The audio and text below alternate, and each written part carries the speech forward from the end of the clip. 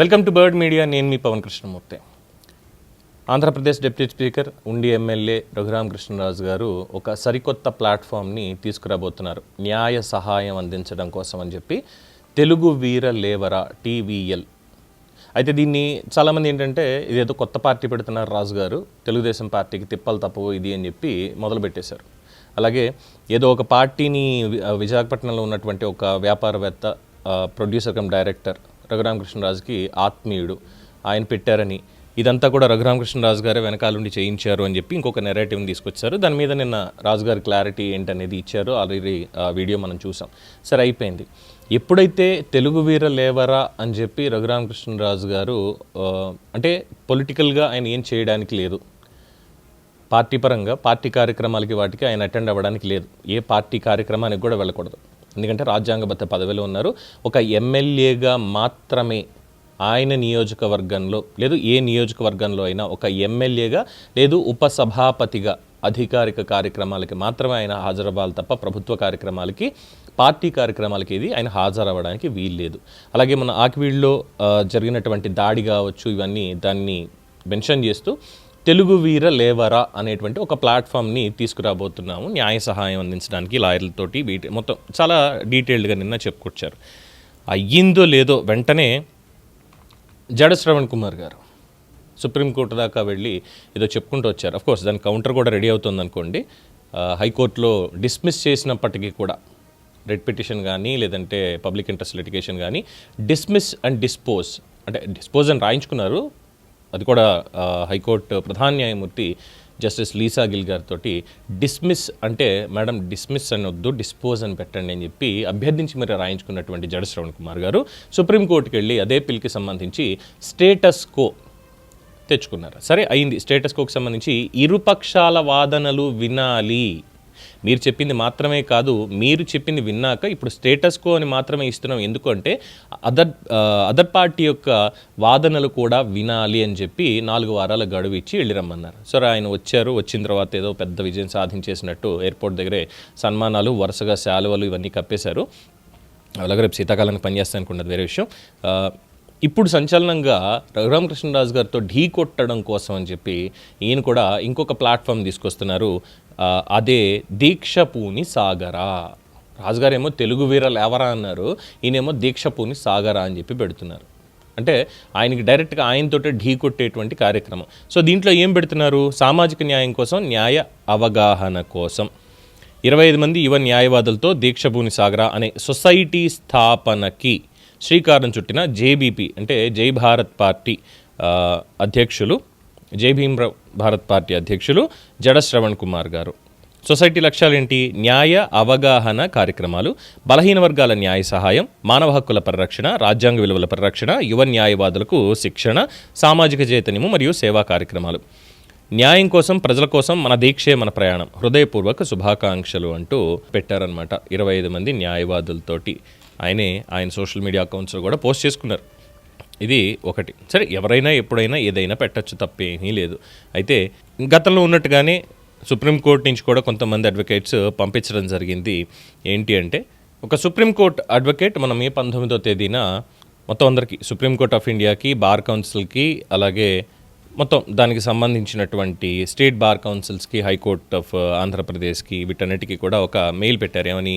Respected sir, it is to bringing to your sagaciously piercing judicial wisdom that if an advocate is declared as non-practicing, then he shall invariably not entitled to practice before any court or authority or tribunal as per the law couched under rule number 21 of BCI rules, amended in 2015, popularly known as COP rules, which is rule number 21 reproduced infra for your quick reference. 21 non-practicing advocates as included in the list of non-practicing advocates not entitled to practice law and to other privileges and rights.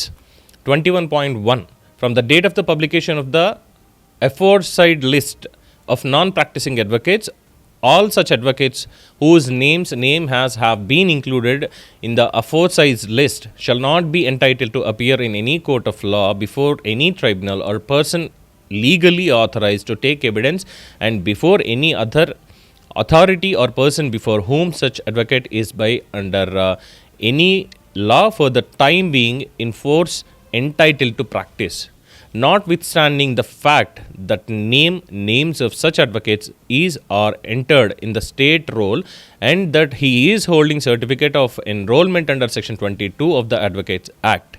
Further, the names of such advocates shall not be included in the electoral for the purpose of elections to the state bar council. Such as advocates shall cease to be member of any bar association, and further he or she shall not be entitled to cast a vote in any elections of the bar association.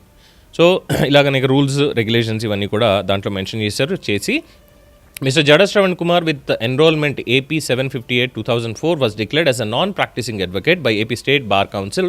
Wide notification in ROC number 357/2022 dated 15/12/2022, and the said notification is attached with herewith, by which list of non-practicing advocates published, and the same notification sent to dignitaries as mentioned therein. Mr. Jada Shravan Kumar's name appearing in the list of non-practicing advocates, serial number 12073 in page number 526, and the same list is also attached herewith.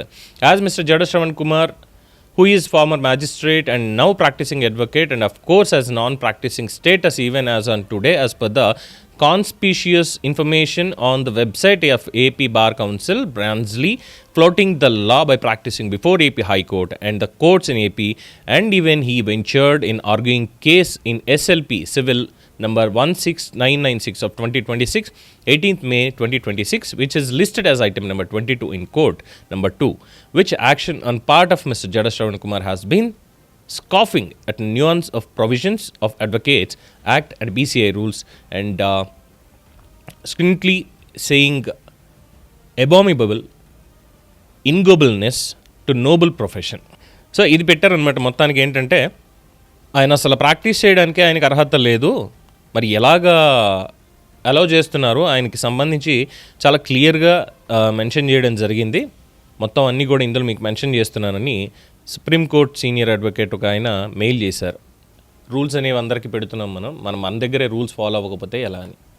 So ఇప్పుడు ఈయన సరే as a individual బయటకు వచ్చి ఒక 25 మంది న్యాయవాదులకి, యువ న్యాయవాదులకి ఆయన శిక్షణ ఇచ్చినా అదేం పెద్ద ఇబ్బంది కాదు, తప్పు లేదు, శిక్షణ ఇవ్వడంలో తప్పేమీ లేదు. అలాగే న్యాయ అవగాహన కార్యక్రమాలు, న్యాయ సహాయం చేయడానికి మిగతా లాయర్లతో కలిసి పనిచేయడం, రాజ్యాంగ విలువల పరిరక్షణ, సామాజిక చైతన్యం, సేవా కార్యక్రమాలు ఇవన్నీ కూడా చేసుకోవచ్చు. కానీ కోర్టుకు వెళ్ళి వాదించేటువంటి అధికారం ఆయనకి లేదు. బట్ ఇది కోర్టులు ఎందుకు పట్టించుకోవడం లేదు అంటూ కూడా మెన్షన్ చేశారు. అదొకటి జరిగింది. అలాగే గతంలో కూడా చూసాం, 850 కోట్లు ఒక పార్టీ దగ్గర నుంచి 5 సీట్లు 850 కోట్లు కావాలి అని ఇవ్వలేదు కాబట్టి పార్టీ పెట్టుకుని బయటకు వచ్చారు, సపోర్ట్ చేసుకోవాలి. ఇదంతా ఏదో అయ్యింది మొత్తానికి. అయితే ఆకివీడికి సంబంధించి 1936, 1932 రికార్డ్స్ ఇవన్నీ కూడా అక్కడ ఆలయం అనేది ఉంది, రామాలయం అని ఉంది పెద్దపేట.